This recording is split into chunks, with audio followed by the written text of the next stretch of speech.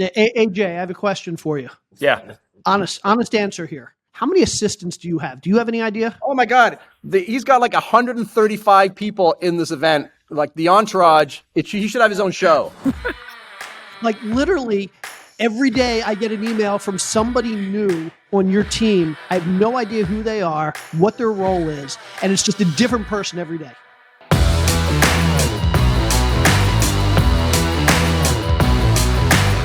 Welcome to Drunk Real Estate. Grab a drink and enjoy the show. Hey there, and welcome to episode 3 of Drunk Real Estate. I am Kyle Wilson, also known as Ashley Wilson's husband. And once again, I'm joined by my lovely, jovial hosts. All 3 of them joining with us, 2 of them together. First, Mr. Jay Scott. How's it going, Jay? I am doing well. I am excited to be here, and we're having fun. Yeah, what are you drinking tonight? I am drinking, so it's called Clear, K-L-Y-R, and if you're watching on YouTube, you can see it. It's basically this brand new rum that, I'm not going to go into it, but basically it's a company that you and I are investors in, and they make this really awesome clear rum, 12 times distilled, and they just have some really cool drinks. So I'm drinking the Clear Water, which tastes like water, but it is highly alcoholic. So basically, it took you to episode 3 to start promoting your stuff. Is that how it works? Well, no, I was just going to say, I guess he doesn't get his pitch at the end. He did his pitch at the beginning. Let's be clear. I'm on this weight loss challenge with Kyle, and I'm no carbs this week, so I can't drink wine. I want to drink wine, but I can't because it has carbs. So Clear, no carbs, no sugar. There you go. Keep 2 for 1 special tonight. Tonight only. 2 for 1. AJ, Mauricio, I don't know who wants to go first. Where are you guys actually, by the way? We are at Limitless 2023, Limitless Expo. AJ just got off stage doing an amazing presentation, as he always does. And so we are literally next to stage as we set up the podcast. Sounds like it. Looks like it too. I'd pick up the camera and move it around, but then I'm sure we'll screw something up. 100%. Would you, so Mauricio, did you have time to grab a drink after the... Look, it's almost empty. This is like, there's only one way to listen to AJ's performances, and that's with a glass and, quick. No, so just for your, AJ and I are celebrating tonight 3-year anniversary of being on Facebook Friends. So I figured out we'll get a little champagne. So cheers for our 3 years of friendship. Cheers to us. This episode's all about us. So AJ, do you have just water there, or do you have another energy drink? I really tried to find a Red Bull. Well, I didn't. Somebody else did. Tried to find me a Red Bull. What of your assistants? I think it was mine. I think it was Susie. I took his. Is that assistant 4 or assistant 5? He's drinking a 2023 Pellegrino sparkling natural mineral water. Beautiful green. Tickles the tongue. Well, you actually get the benefit of a DD because you're in person with them. That's right. Exactly. So it's not just a joke. All right, well, let's get into this. Obviously, the biggest news going on right now, we had a Fed meeting yesterday. So what happened in the Fed meeting? So there was a pause for the first time, 15 times. It's been over a year. It's the first time we've seen a pause. The message, though, was we're not stopping. This is just a pause. We're going to do at least 2 more hikes at some point in the next 6 months. But they did say they were going to continue quantitative tightening as well. So, Jay, what are your takeaways from this meeting?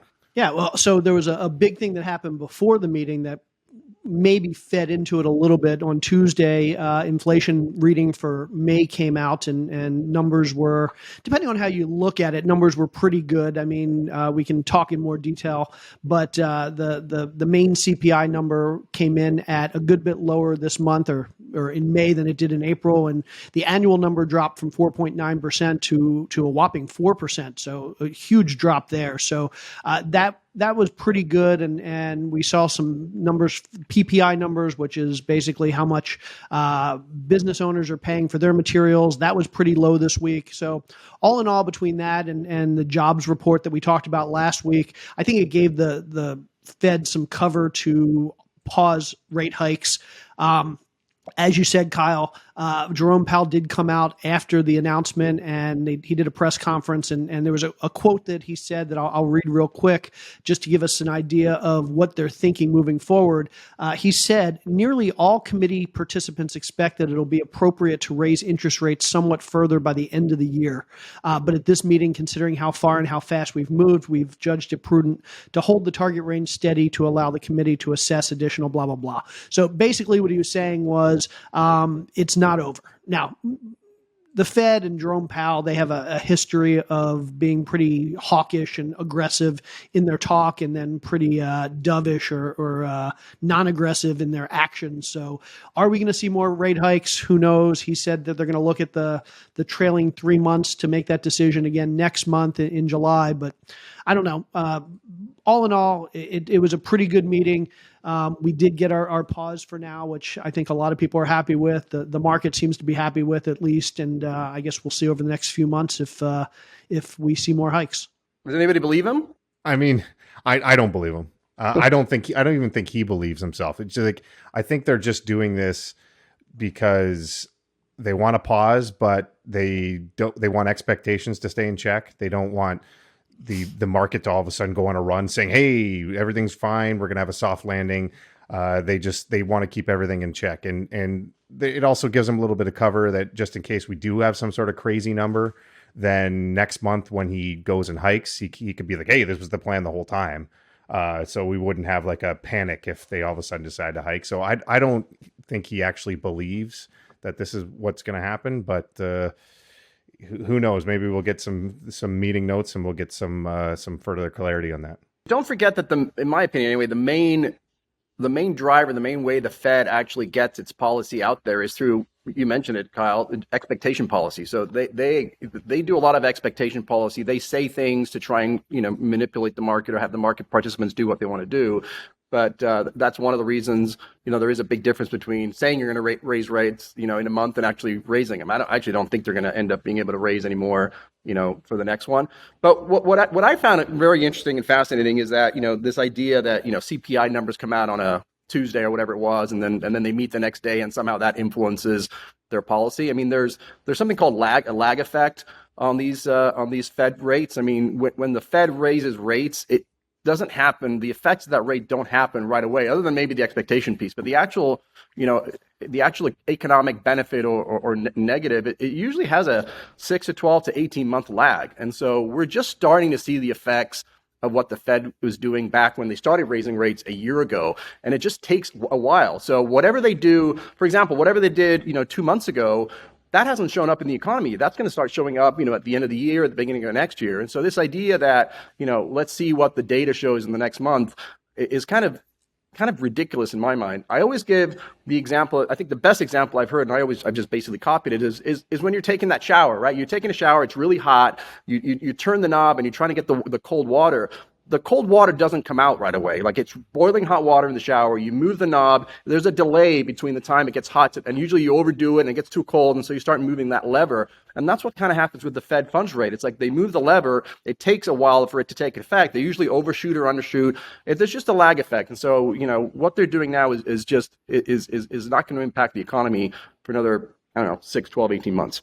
Yeah, we talked about this last time we talked about rents.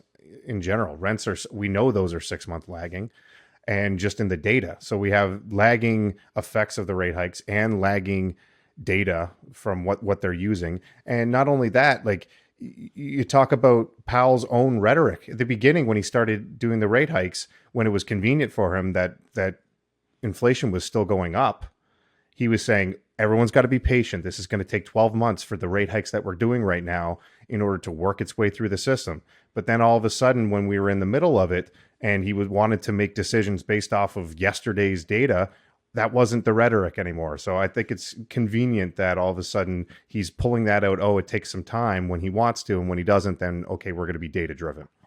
Yeah, I think there's a couple other things at play. One, I think everybody's keeping in mind what happened in the 70s, and I agree with Mauricio, who mentioned a couple weeks ago that the 40s is probably a better analogy for what we're seeing now, but a lot of people still talk about the 70s and all the inflation we saw in the 70s.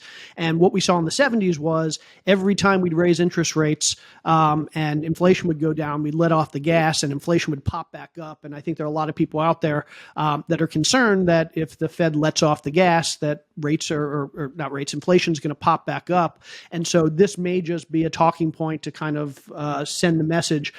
If we see that happening, we're going to take action.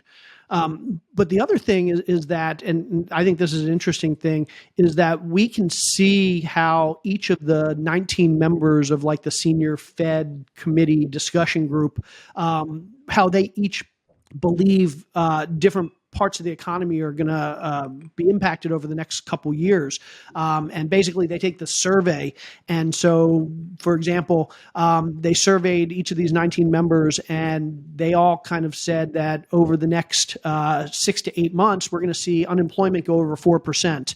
And by next year, we're going to see unemployment in the mid 4% range. Now, again, nobody has a crystal ball, but it is interesting because that's kind of an anonymous type survey. Their names aren't associated with those opinions. And so they can be a little bit more candid on what they believe. And so for unemployment, they believe that we're going to see well into the 4% unemployment by next year. In terms of inflation, they see inflation dropping in the next year. But the big one was this interest rate thing that we're talking about. And I'm going to put up on the screen basically this dot plot that the Fed shares. And this is again, this is like the votes for each of the people on the Fed committee where they think rates are going to be in 2023 by the end of the year, 2024, 2025, and longer term. And what we see here is that for the most part, everybody thinks that rates by the end of this year are going to be either where they are now or up to a half point higher. And that coincides with what they said with, hey, we're likely to see rate hikes this year. But almost across the board, everybody believes that by next year, by 2024, we're going to see rates back in the fours.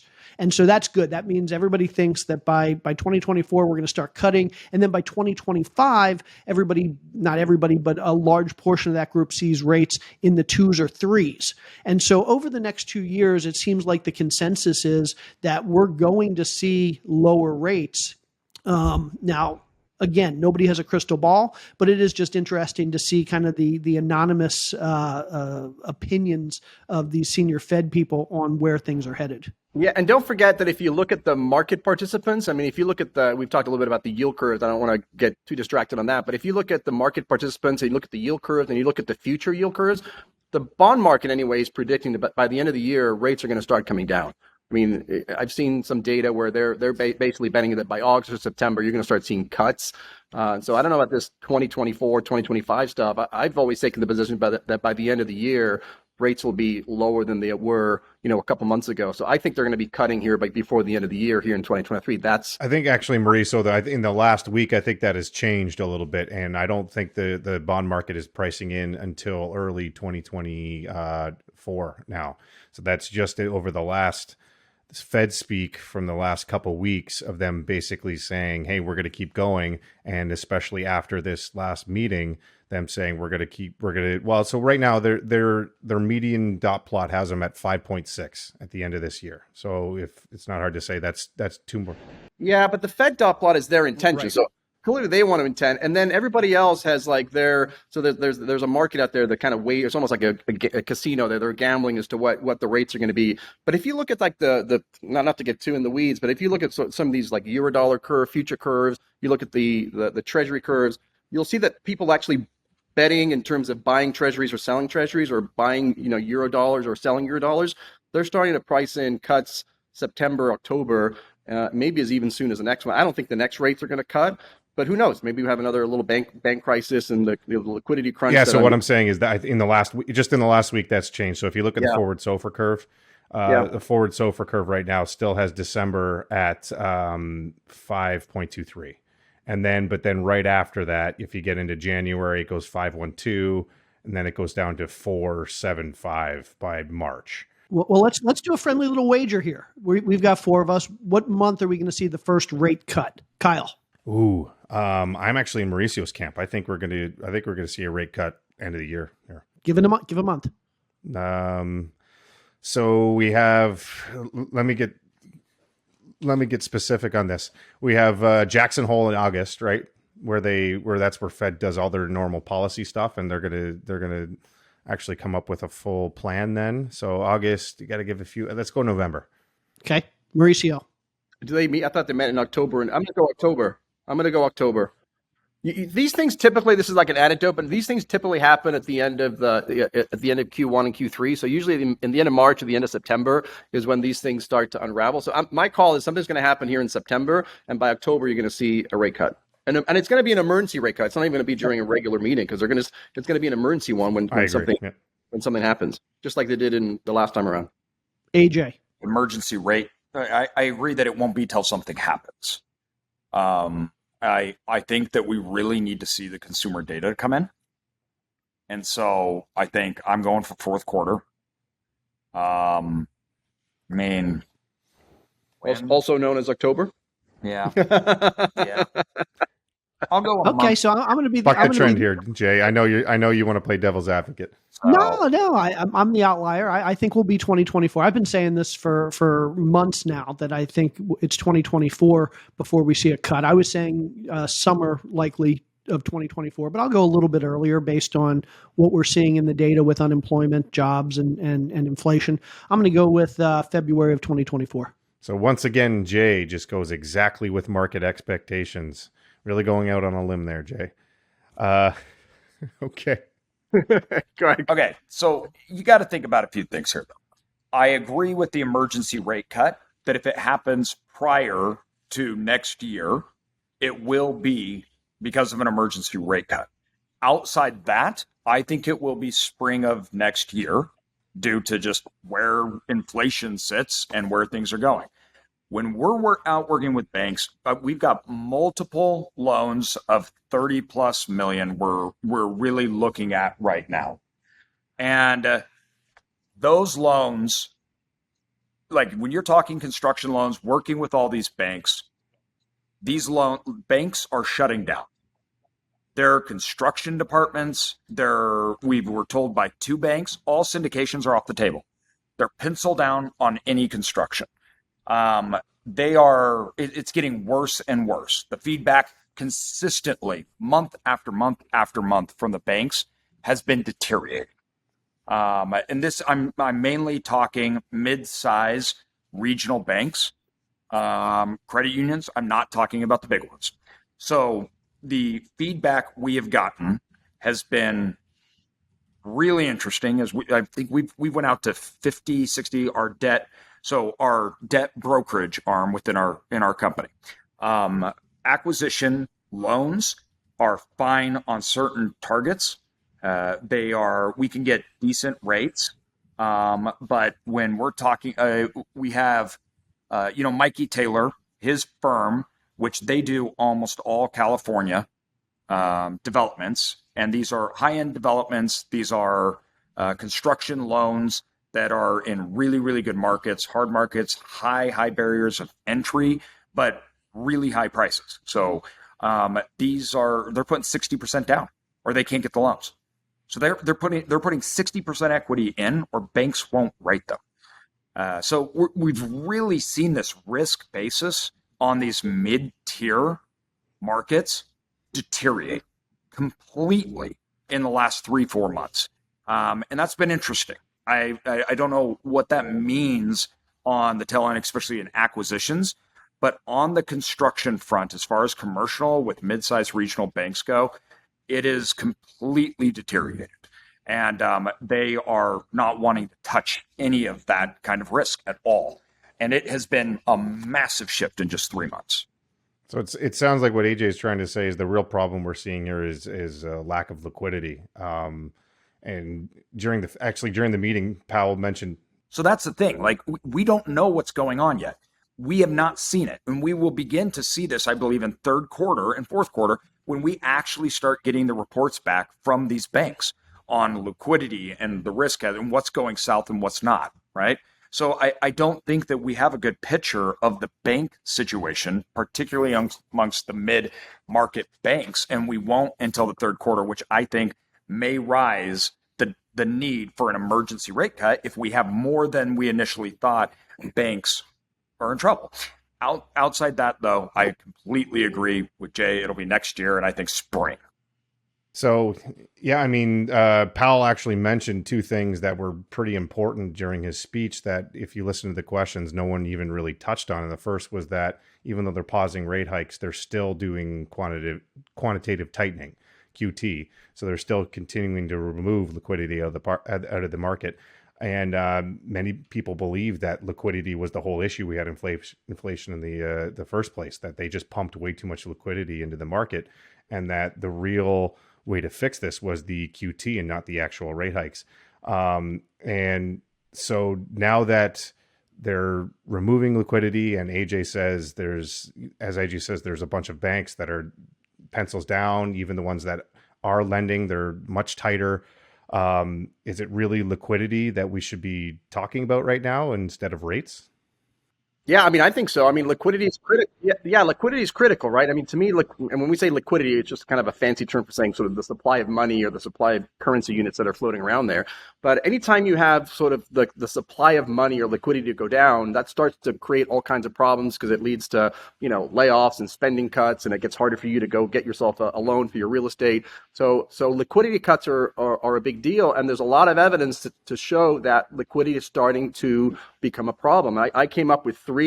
There's definitely more than that, but one of the ways you get liquidity issues is through defaults, right? When people start defaulting on the loans, that creates a shrinkage in the money supply, because as hopefully everybody knows, money is created when it's lent into existence, right? And so when those loans get paid off or defaulted on, though, that liquidity, that money disappears. And we all know, we talked about it last episode, a lot of defaults that have already been going on, and I think there's going to be more defaults down the pipeline. We all talked about the commercial real estate.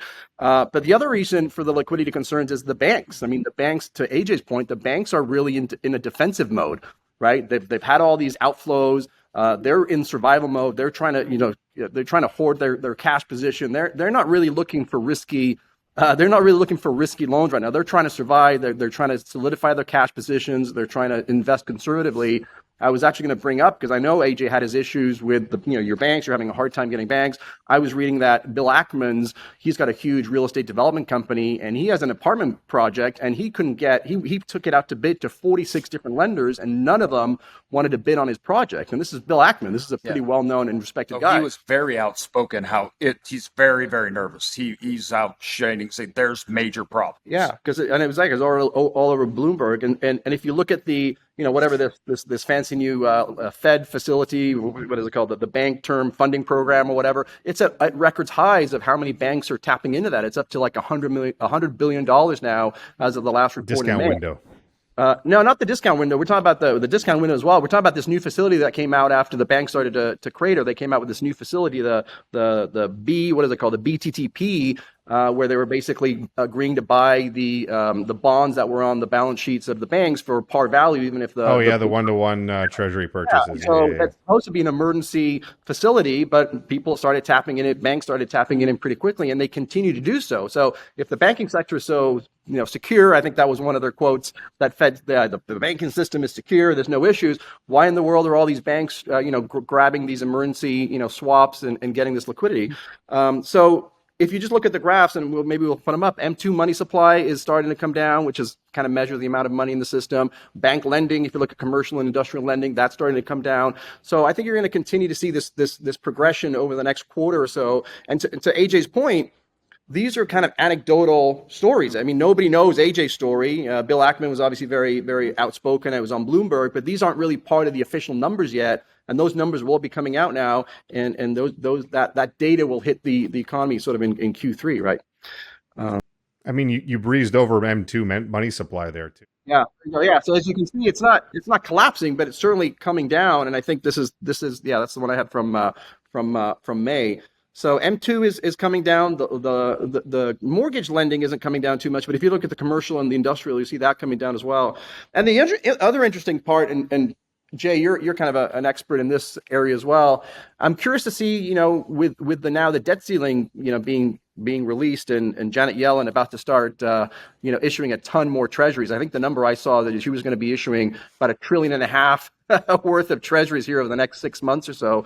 That also drains some liquidity out of the system. I mean, if those T-bills are bought by, everyday people like you and me, because they're like, hey, I can get a nice rate here at a money market account over at 5.5%, 6%. When non-bank entities start buying those treasury bills, that typically also sucks liquidity out of the system. So there's all these forces that are just pointing to a liquidity crunch, a debt problem. And I think this is what you're going to see really accelerate here in the third quarter, which I think is what's going to lead to the next bank failure, the next crisis that ultimately I believe is going to result in the Fed having to pivot, not because they want to, but because that's their job. Their job is when there's a crisis, they got to come down and they got to start slashing interest rates. They're going to start, QE or whatever they need to do to stabilize the markets. And I think that's going to happen sooner rather than later. Hey, Jay, pull up that M2 again one more time. And because I think it's worth pointing out that the last time that it went negative was December 1958, and that it only went negative like 0.16%. The decline for February M2 was negative 2.35%. I'll give you a guess. When was the last time that the M2 money supply went down by 2.35%? According to this chart, never. Great Depression was the last time the M2 money supply plunged to this level. So I don't know. I don't think that was a very good time for the economy. Yeah, but also you didn't have a 45% run up on liquidity the 6 months prior, right? So the thing about it, when you look, so liquidity, guys, this is the problem. When 2008, when we injected all the capital in to support the markets, it was because the markets had naturally just eliminated all the money supply. Why? We had restructuring of debt. We had literally billions and hundreds of billions of dollars that have evaporated out of the banking system, off the balance sheets. We left a liquidity hole. So no, when we're talking about money supply officially, it didn't, evaporate, but in the markets, it did. And when you look at this overall contraction on the balance sheets, it was crazy. Money evaporated in 2008, actually gone. And so when they came in and we did QE, we did everything else, they were trying to fill a hole. Now, what they did in COVID was money supply had been raging, right? Everybody had, it was the highest cash balance that companies and individuals had forever. Debt was just everywhere. There was no hole the government was filling. They just dumped cash onto a fire, right? When you look at the Great Depression and everything that happened after it, that was a natural occurring money supply shrinking. The economy was contracting, liquidity was going out. The government came in and was trying to fill holes when they injected capital, when they tried to do all those things. That's not what happened in COVID. The fire was burning, money was compounding, velocity of money was moving, right? It was wild, and they just poured gas on top of it already. So I think that, we can't, when we're looking at the money coming out of the system today, it is not the same thing, right? It is like intentionally trying to get this huge problem out. And I think that we can deal, and we have to have contraction of money supply. And I don't think they're going to break the system by doing it. I like to look at this. There's two sides to this coin, and we're kind of, I don't want to say we're conflating the two. We're only talking about one side. One side is the banks and the perspective of the lenders, and how is this liquidity crunch, potential liquidity crunch, going to impact the lenders? The other side of the equation is how is this potential liquidity crunch going to impact us as investors? And I think that's the more interesting question. I don't think, and I've been saying this for a long time, and I know, Mauricio, you and I have debated this a little bit. I don't believe that we're going to see these liquidity issues lead to more bank failures, or not a whole lot of bank failures. Obviously, there are going to be some here and there. I don't think that's going to be a systemic foundational issue in the banking system. The bigger issue I see is on the borrowing side.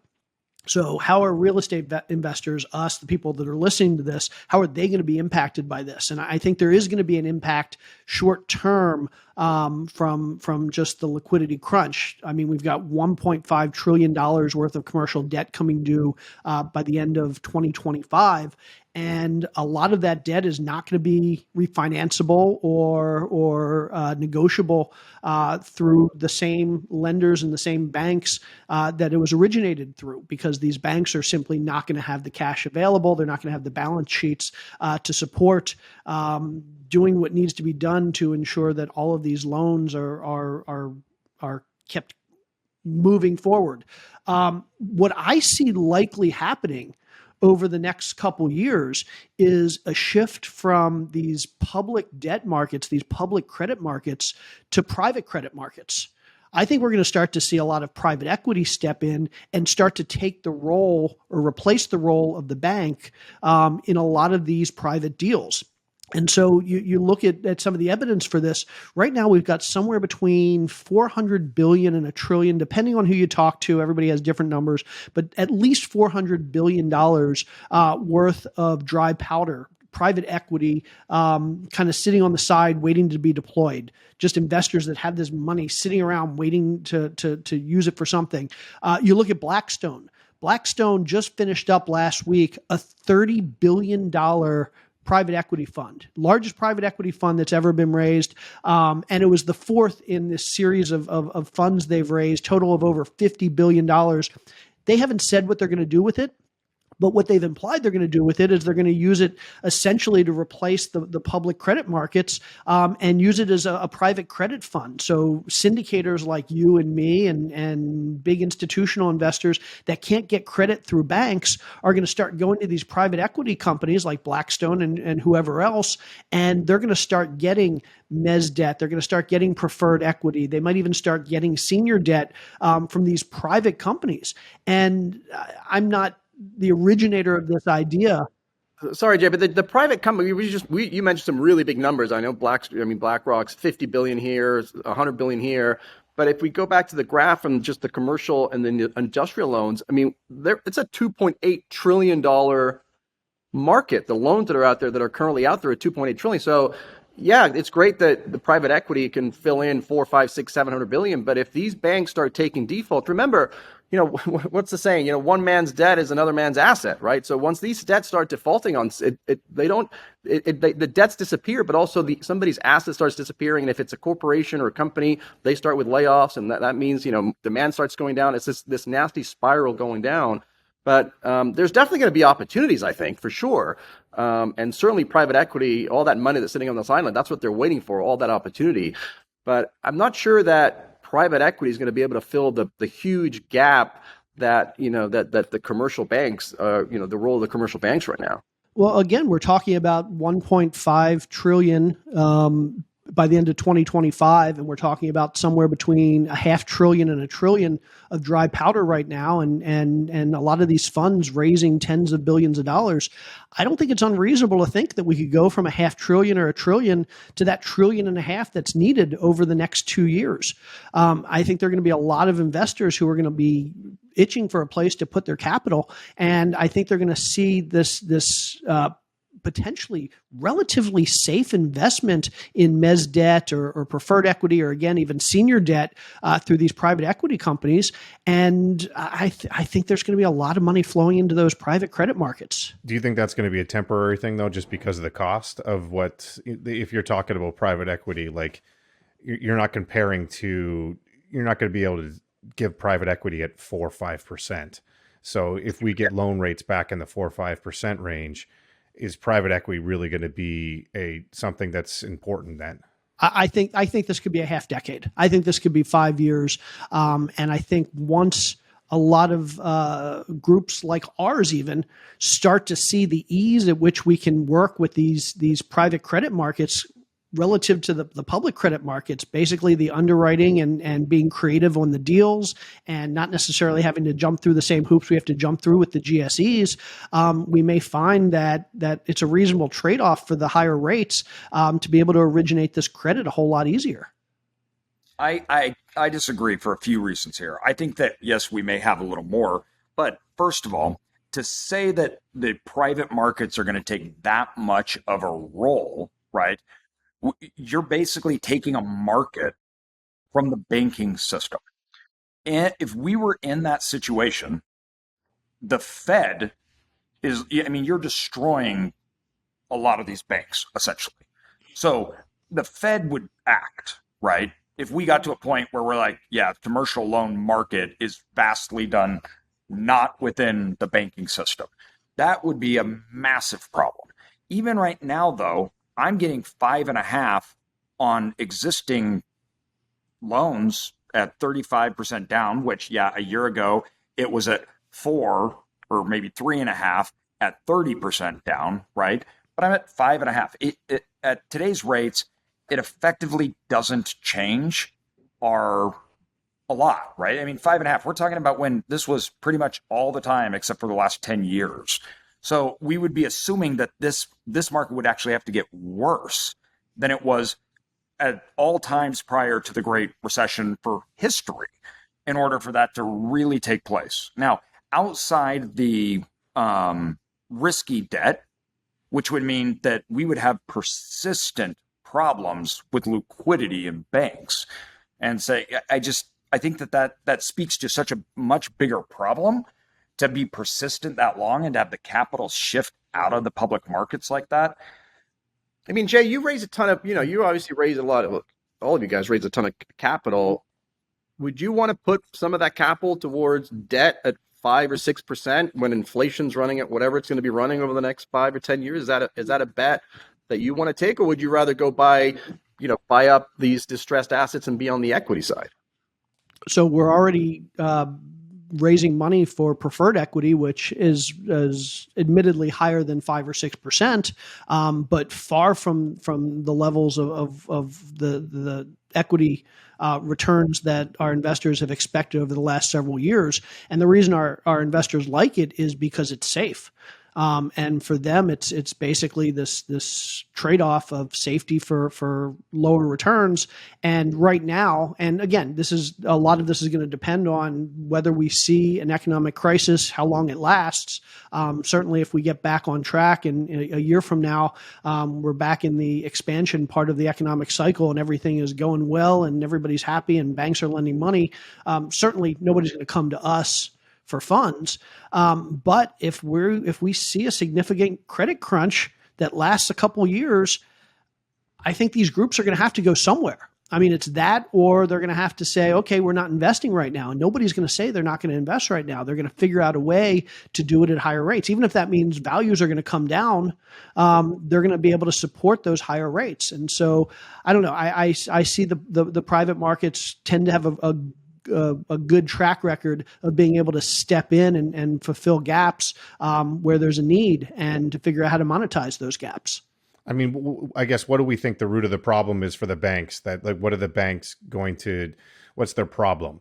There's two reasons why they wouldn't lend. The first reason is they want to reduce risk. They got enough, to Mauricio's point before, like they have enough problems with the uncertainty in the market, uncertainty of the economy, banks going under, they have loans. They're not sure if they're going to be able to refinance, just the uncertainty. Is that the reason they're not lending, or is the reason they're lending is they don't have the money? They don't have the reserves to be able to do this. They don't have the ability to give out these loans. Because to me, if it's just that they don't want to because of the uncertainty, then that's something that private equity could definitely step in and take over for that in the short term. But if it's a longer issue of they don't have the money, they don't have the reserves to be able to do that, then that's a different topic. I mean, at the end of the day, them not wanting to do it is them not being in business. Mid-sized small banks are the commercial banking engine. So that's how commercial loans are done in America, right? The big banks hold very small amount of that. So when you look at that and for them to come in and say, okay, we're readjusting values, right? This is 2008 now, right? If we have mass readjustment of values and banks don't want to lend because those values aren't there, we're now writing off enormous sums of debt, and we're tanking, right, the banking system. So at that part, I'm like, I just can't like if it was there, then interest rates are obviously going to be dropped down because now the engine, the literal financial engine of the country, is seizing. And if that's happening, values are dropping, and investors will stop. Right, we'll be moving into a deflationary period, and so I think that it's hard to imagine that that engine would seize up and private would come in and take over. I'm not saying it couldn't happen, but it's like that's a big fundamental systematic change. Yeah, I guess we'll see. It feels like when Feels like we all were ganging up on you, Jay. That's what it feels like. it's okay. I think we all agree with Jay to an extent that this could be a short-term stopgap. It's just the thing we disagree on is whether it's going to be a systematic change or how long it's actually going to stick around. And I agree that it's going to be a great short term, because I think I see even more problems with banks coming up, as we alluded to, with loans coming due, and they're going to have to figure out how to refi some people, rework loans. One thing that actually people didn't really discuss is we had that debt ceiling issue. Well, during that whole time when the debt ceiling issued, the Fed couldn't issue treasuries. No one was buying new treasuries. Well, the thing is that banks are required to buy treasuries. If you want to sell treasuries, you're required by the Fed to buy treasuries whenever they do the auctions. Well, they went through a time where they weren't buying any treasuries, so they were sitting on a shit ton of reserves because they weren't buying these treasuries. Well, now we got to make up for that. So now these banks are all of a sudden going to have to deplete their reserves to buy up these treasuries. And if they weren't nervous before, well, their reserves get a little bit lower. They're probably going to get a little bit more nervous after that. No, 100%. I agree with Jay on those things. To point to that further, I'm going to the private markets today for construction loans. I am not going to the public markets. So that's already happening to a certain extent, right? So it's just the size of it and the role of those changing. But I think right now, and in the short term especially, I think way more investors are going to go to the private markets. I'm going, right? I don't need it for acquisitions, things like that. But for that risk stuff, yeah. And whether if I have to pay more, well, there's no option available. So it's not even that they don't mind paying more for security, things like that. There's just no option for most. Right. But once 4% and 70 LTVs back, you're going back. My point here is that this isn't an issue that's going to break our industry. And whether it's a 6-month solution or it's a 6-year solution, I don't know. Obviously, I think it's a little bit longer than you guys, but it's a solution. And I think that that public credit markets seeing liquidity issues will be solved the same way things are solved in capitalist markets all the time, is that private groups will step in and they'll figure out how to fix it. Fair enough. Do we want to move on to the other big topic going on right now, college loan forgiveness, or do we want to go straight to my top 10? Let's talk about college loan forgiveness. Talk about college loans, but I just realized, are you not drinking today, Kyle? Nobody asked me, so I poured myself one, and I had a funny story too, which was the best part. Is that AJ and Mauricio are both at Limitless. My wife is also at Limitless, and they went out to dinner last night. And we have this thing we call the credit card game, where basically everyone has dinner, and at the end of the dinner, instead of people splitting the check, everyone throws their credit card into a hat, and they keep pulling credit cards until there's one credit card left, and the one credit card left has to pay. My wife loves playing the game. She loses all the time, and I hate it. It goes back to my days playing hockeys, where I wish I'd never introduced this game to her. So anyway, I wake up to a text because it's 3 hours difference from her, and it's a picture of her, Mauricio, and she's holding this bill that looks like it's from like the Super Bowl party that these guys have, and what their bill looks like. The thing's like a CVS receipt, and she's got like a sad look on her face and saying like, "Oh, lost the credit card game." And then Mauricio texts back. Mauricio texts back and says, yeah, and the worst part is that she was making everyone try this Claza Azul, which Claza Azul is excellent, but it's also like $50 a shot. So I'm like, Jesus, how much is this going to cost me?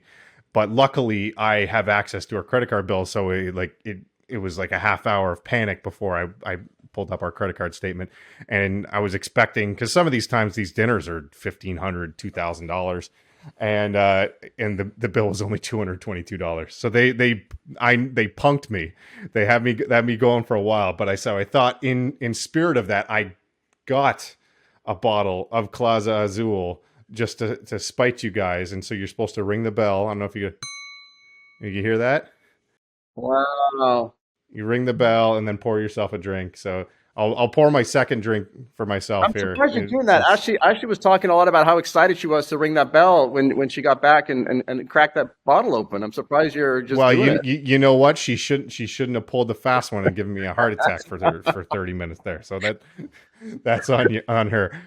All right, moving on to college loan forgiveness. The other big topic, other than just the Fed going on. So we touched on last week. We touched on government spending. We talked about how pumping free money leads to inflation. Right now, there's a bill to cancel student debt being reviewed by the Supreme Court. There's actually 2 lawsuits going on. There's one private lawsuit, and then there's one brought on by the states. This looks like a pretty partisan issue, with Republicans this week proposing their own student loan bill, basically to counteract. Some people are saying that's just because they expect it to be shot down and to show that they're trying to help students out.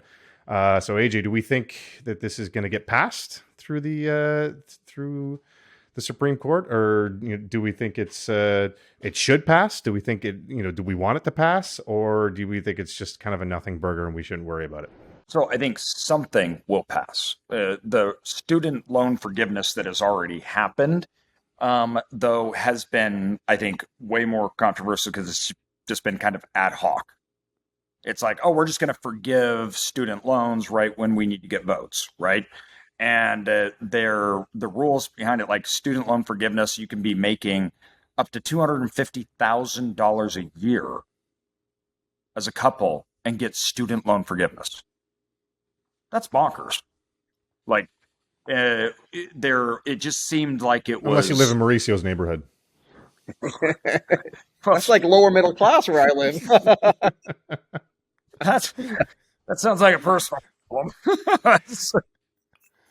So, I think when we look at the subjects, it's first of all, it's a complicated subject, and it's a very messy one.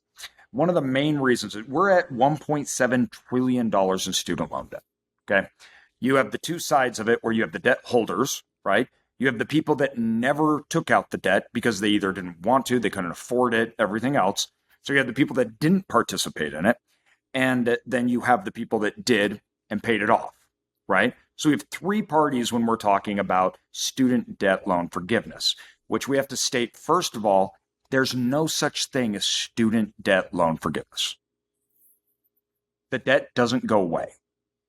They make it sound like we can just cross it out. That's not what happens. This is a debt transfer program. So what you're doing is you're transferring debt. You are not forgiving it. It doesn't go away. You are transferring it from one person to another. That's all. We can't get rid of the debt. So that is actually what's at heart of the problem. Okay, that's where people generally have the problem. All right, I didn't take out the student loan debt, right? And now I have to pay it because they do, right? That's a real thing. And then people that did pay it off are saying, hey, I worked 2 jobs to pay off my debt. Do I get a check now? Right? And then you have the people that have it currently, obviously want it, and they think it's beneficial for them to get it paid off. Largely speaking, it's not actually that popular in the United States. So it's very popular with a certain segment of the United States, which is under 30. I wonder why. Now, when you look at the debt, I think for me, when you look at it, the problem is more structural. So you get whoever's in whatever camp arguing back and forth. The problem is this. How it's set up is not designed to just be erased by taxpayers at the end. So we have an industry around student loan debt, and it's a big one. The textbooks alone is a $4 billion industry just for college textbooks, which they can charge a premium at amazing markups, right? It's a very, very good business because they can force the kids to buy it. and they have to. Another problem that we have is when we say student loan debt forgiveness or student loans, we're not talking about education. Everybody assumes, but we're not. Because when you look at actually what's going on, the four-year in-state tuition is $37,000, right? Okay, but when you tie in everything else that goes into it, that number explodes. Now the education part is $37,000. The debt is well over $100,000. Why? Because you have housing, you have all of this other stuff. And that's in state too. And that's in state. You go out of state and it's crazy. So now all of a sudden you have the other problem. People actually make choices that are not needed, that drive astronomical higher cost that do not coincide with tuition. This did not exist prior to, well, it did, but nothing like we've ever seen it. So prior to, if you go back in time and you look when the Higher Education Act started in 1965, and you start moving down through the years, and you start going into the Student Loan Reform Act, and you start looking at the cost of tuition, this started to explode in the 80s. So why did tuition explode in the 80s? Well, Let me guess, government. well, yeah, I mean, why else? They're the one guaranteeing the loan. So when you look at it and look at the laws that were passed, essentially what we've done with you take the Higher Education Act, the National Association of Financial Aid, and then we had in the 70s, we had the Opportunity Grant. So the Basic Education Opportunity Grant. We had Pell Grants, right, be instituted. And then in 1992, we had the Direct Lending Program. So the government came out and said, all right, we want people to go to college, so we're going to create these loan acts. We're going to guarantee the schools so the kids don't default on the schools, right? From there, we turned around and you had it go from 1985 from 6,000 to, in just a 15-year period, it went to 20,000. The previous was nothing even close. Now it's at 32,000 for that historical arc, right? It's just absolutely vertical. So I think we have some problems with the public discussing it. First of all, what are we discussing? It is not debt forgiveness, it's debt transfer. It doesn't go away. The second thing is, And just to clarify, when you say debt transfer, you're saying that the public's going to be paying for through taxes and inflation, basically. yes, so the public will take on the debt of few, right, to now pay their debts. And then I think the crux of it is that you're not paying for their education, right?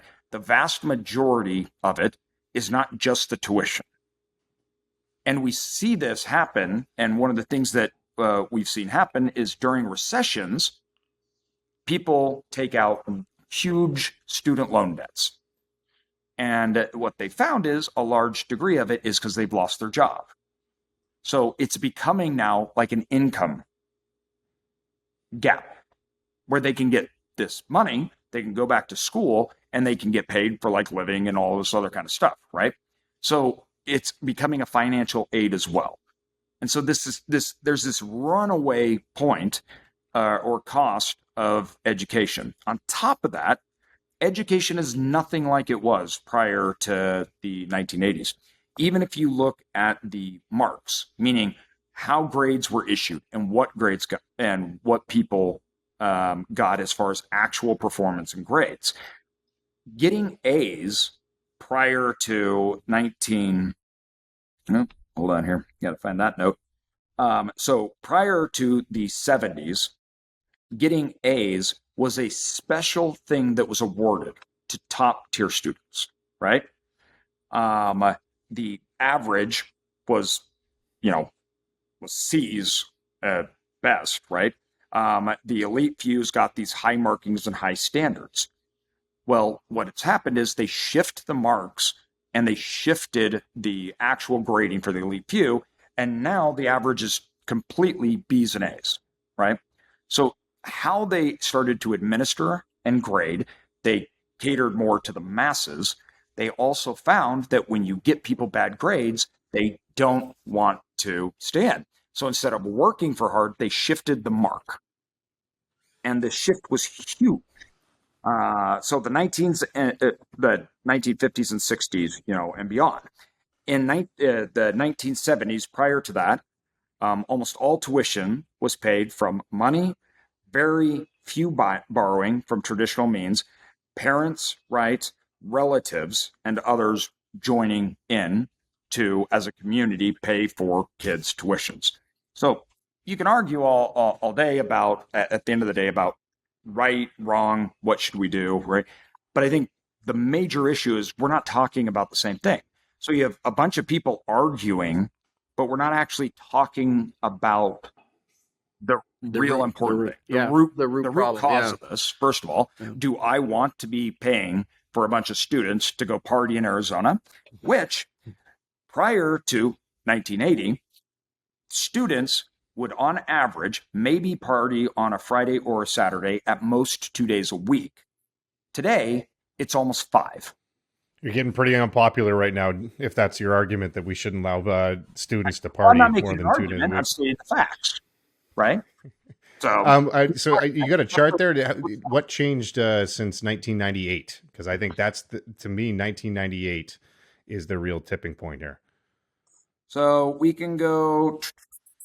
So just while you're looking that up, the reason I say that is 1998, they passed a law that student loans could not be discharged in bankruptcy. And so why is that important? The reason that's important is basically anybody originating these loans, there's zero risk loans. They know they could just give a loan and they're getting their money back no matter what. And so they'll give loans to anybody for any amount because there is zero risk.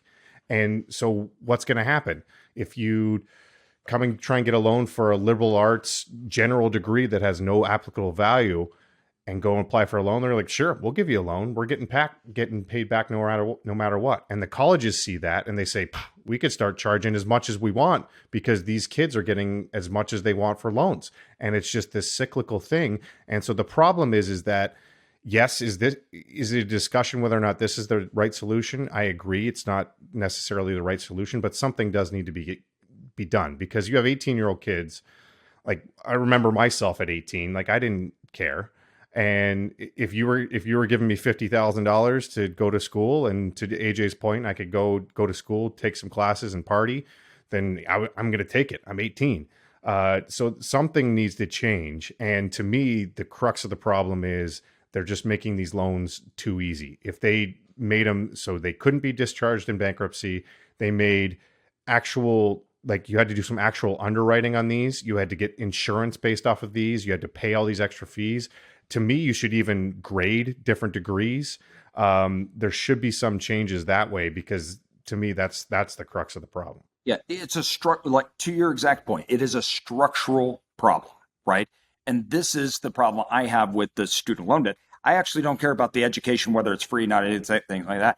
But the current system that we have created is not built to just pass on debt to taxpayers, because just like you said, you've turned students into products, and I do believe it's basically predatory. You have schools that have whole sales forces. You have the housing, which they now have pools, they have bars, they have lounges, they have everything, because they're trying to get students in because students are now products, right? You have monopolized education, and it is a big, big business, from textbooks to housing to actual degrees. And you've now changed a widescaping degrees where we had a limited amount to huge varying degrees of every single nature that can apply for those loans. It's a big problem. It's a big problem. Look, at the end of the day, it's just basic economics, right? It's just supply and demand, right? So back in the statistic I had read, because it did start from the 1980s, that if you look at CPI from the 1980s to today, it's up about 368%.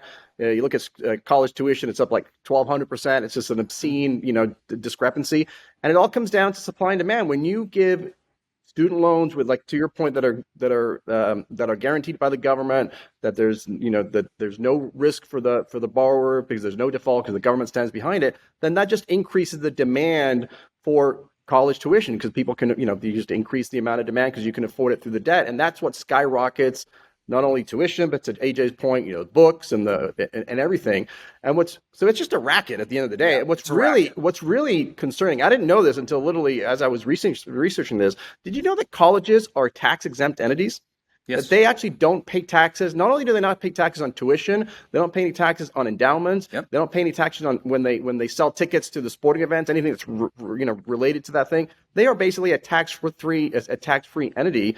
And yet these endowments, if you just go Google them, and they're ginormous. I think Harvard and those Ivy League schools have like literally the same as sort of Fortune 500 They companies. are the richest Fortune 500 companies. And they pay zero taxes. And and yet they charge astronomical fees. Yeah. And so, look, the easy solution would be, obviously, to your point, to not have a government guarantee, because then you get the demand will start going much lower because they wouldn't be able to get a loan. Therefore, they wouldn't be able to afford the prices of colleges, and the colleges would have to then start reducing their prices, which is what everybody wants. But of course, that's a liquidity suck, because that means asset prices will go down. That means their revenues will go down. That means people get laid off. That means colleges will collapse. And so that's the bigger issue. And that's one of the lawsuits actually too going on right now. One of the lawsuits was brought on by, they have a figurehead, but basically it was one student who, instead of having a public loan, they have a private loan, and private loans don't get forgiven under this bill. And so they're basically taking a lawsuit saying, hey, I have the exact same thing as these people, but mine's a private loan. Why aren't I included? Okay, so here, I think, again, we're conflating two different things. I think there's the issue of, one, what do we do about what's happened in the past? And two, what do we do moving forward to make sure it doesn't happen again? So to address the first, what's happened in the past, all these people that do have loans, one, I hate the argument of I paid my loan, therefore everybody else should pay theirs. I'm not saying it's not a good emotional argument. I paid my student loans. I had a lot of debt when I graduated. But that's like saying, and this isn't true, but my brother died of cancer, therefore we can't cure cancer because it's just not fair to my brother. Just because something has impacted me doesn't mean that it has to impact other people. So I don't like that argument right there. And to add to that, it's very clear, and we're all talking about it, what we've seen over the past 20, 30 years has been predatory. I think there's no argument about that. And so you can argue that 18-year-olds are adults and it's buyer beware, and they need to accept the risk that they took. That's a reasonable argument. I'm not saying that's a bad argument, but the fact that they can't discharge that debt in bankruptcy, that kind of dilutes that argument a little bit for me, because it basically says that they need to have taken more responsibility than most people who borrow money. If I borrow money on my credit card, I don't take as much responsibility as an 18-year-old that borrows money for college. Who can't even drink. Here's the other thing, and I think this is an important distinction. There is about $1.7 trillion of student loan debt. Half of that, 50% of that, is graduate school debt. 50% of that is undergraduate. And I think we shouldn't be necessarily bucketing them all together. I'm not saying what we should do for one versus the other, but I think it's important to think about that. So I'll leave it at that. And I'm not going to go into my thoughts on should we forgive or not forgive, because honestly, I don't know. I think it's a really tough thing. I certainly think we should be making changes. For example, we should be allowing this debt to be discharged in bankruptcy at the very least. And I think the more important question is, how do we ensure that moving forward, we don't have this continued predatory practices by lenders and colleges to continue to put kids in this situation, because it's bad for everybody. I will say the other benefit of paying off all this debt is that it actually is good for the economy. We're going to see a lot of people that have a lot more money than they had 2 days earlier. People are going to be a lot more financially stable, and so that's going to be good for the economy, which I guess, unless they've already been acting like they had a discharge because they haven't been able to had to pay it. Again, it's not getting. Remember, it's not getting discharged. The taxpayers are going to pay for it, so it's not like it just disappears. It doesn't go away. But an interesting point. I hadn't thought of this. So I'm kind of going off the cuff here, but on the bankruptcy issue as well. just because if the student, as the current system goes, if somebody discharges their student debt in bankruptcy, that means they're not going to pay the bank back the money, which means the government is going to have to step in with that guarantee and pay the bank anyway. So it's still the taxpayers' money, the government having to pay the guaranteeing that loan. It is stimulus. It's no different than the money that we handed out during COVID. Right.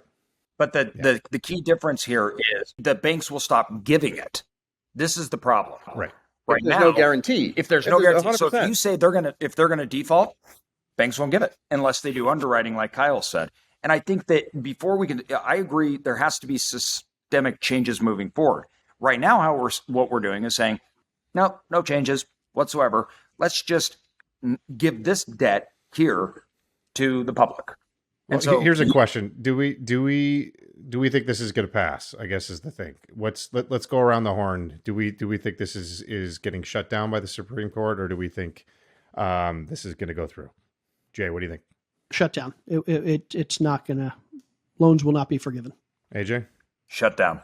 Shut down. Yeah, I agree. Shut down. I think it's unconstitutional.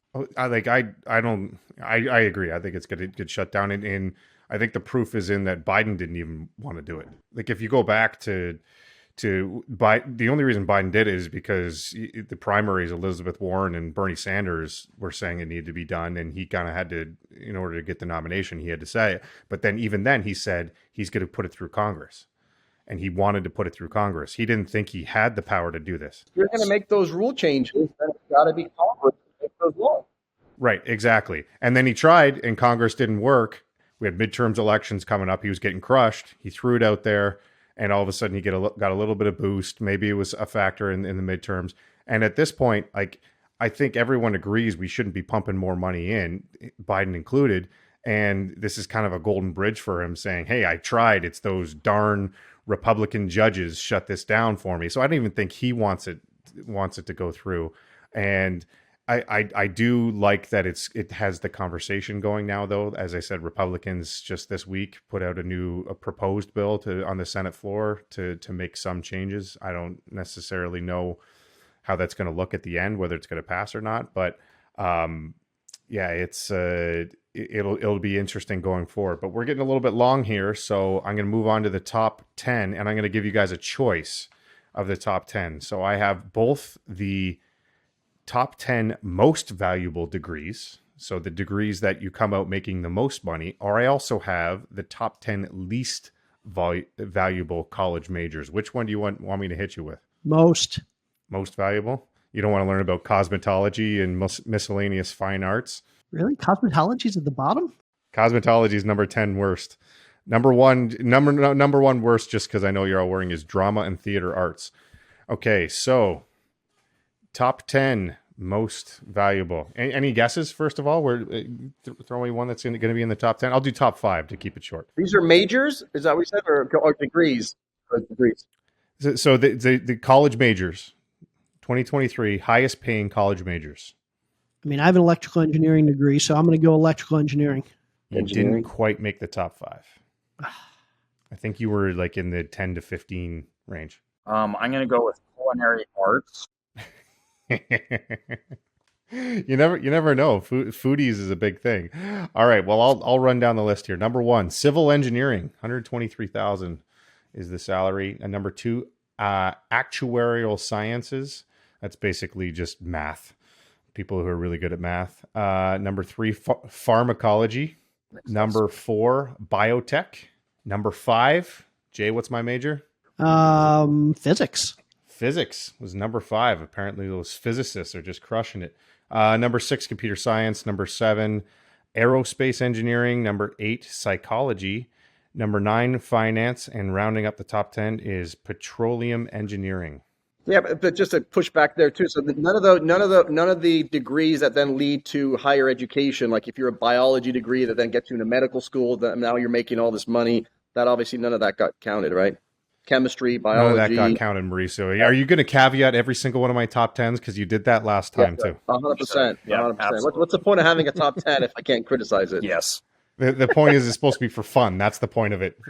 Yes, obviously, if you're going to higher education, you're most likely going to make a lot of money. You know, it's just as fun. It's just as fun as having Ashley win all the credit card roulettes and eating for free. That's just as fun. We're playing that again tonight. Oh, we're definitely playing that tonight. And but tonight I'm getting some Casa Azul. Because you brought that up again, I'm going to pivot. And so for our drinking game at the end, I'm going to change what I originally planned. And I said, okay, this is going to do a would you rather? Would you rather eat as much as you want and never get fat, or never pay for a meal again? Jeez. Eat as much as you want and never get fat. Hello?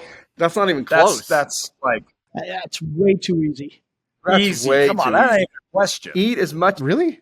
And never. But if you never pay for a meal again, you could have like a private chef. Like you would eat the best food you're eating, and You're gonna be fat. You're gonna be fat. No, you're not. No, you're not. Like if you're eating like high quality foods all the time, and Hey, look, we're not all professional hockey players, okay? Yeah. We're like, we're Look at normal us. people, and we eat and we you get guys fat. are going to be eating shit food all the time. You're going to McDonald's. You're eating fried food every single meal, like just because it's easy, and you're not going to get fat. Skittles are not that bad for you. I completely disagree. I would take the free food, and I would get a private chef. I would eat at Nobu. I would eat at Steven Starr restaurants every night. I would get it trucked in. I would. Oh, it would be so good, and I wouldn't get fat. Kyle, I'm going to too. I'm just not going to get fat doing it. So Yep, it's a lot easier on getting the other part. That's a good point. Exactly. You're just going to get poor if you're doing that. All right, fair enough. Let's sign this off. Jay, you already had your plug, so I'm cutting you off for plugs tonight. Drink clear. AJ, what's your plug for the day? Saving Capitalism, the new podcast is coming out next week. So the AJ Osborne podcast, you got to check out the next episode. We've been doing some interviews with some incredible people, long forum, big name. I mean, interviews. it can't be that incredible. I didn't even know about it. Have you guys been on it, or I haven't been? I haven't even been invited to it. So it can't Well, be that- and I hope when he goes on that podcast, he plugs this podcast too. So, Mauricio, what do you got to plug over there? Well, we just did our 60th episode of the Real Estate Syndicator live on my YouTube channel, so I'm pretty pumped about that. So if you haven't watched that, just check out the YouTube channel. And Mauricio, I got to give you props for that. Going on YouTube, you do such a good job of bulleting every single thing. So whenever you're talking about something, I could go in, I could pick out exactly what I want to listen to of that. I don't have to listen to the whole thing. I could take my info and jump out. Big props on that one. And okay, for my plug, it's always just follow my wife, Bad Ash Investor. Once again, she's smarter than Jay and much better looking. So Make sure your accounts are full for tonight, please. Make sure there's money in the account. we got a big 'Cause, dinner we got to a go big to. dinner to go to, and I got this new credit card actually called the X1 card. It's like a fintech card, and you can like turn it on and off at will. I'm just going to turn her card off, so she can't. That's her problem, not ours. Yeah, she doesn't even know how to work it, so she's not even going to realize until she tries to go and pay. All right, guys. Well, my second drink is gone of the $50 a shot alcohol, so I'm going to go hit the head, and I will see you next Thursday. Later. See you guys. See you guys.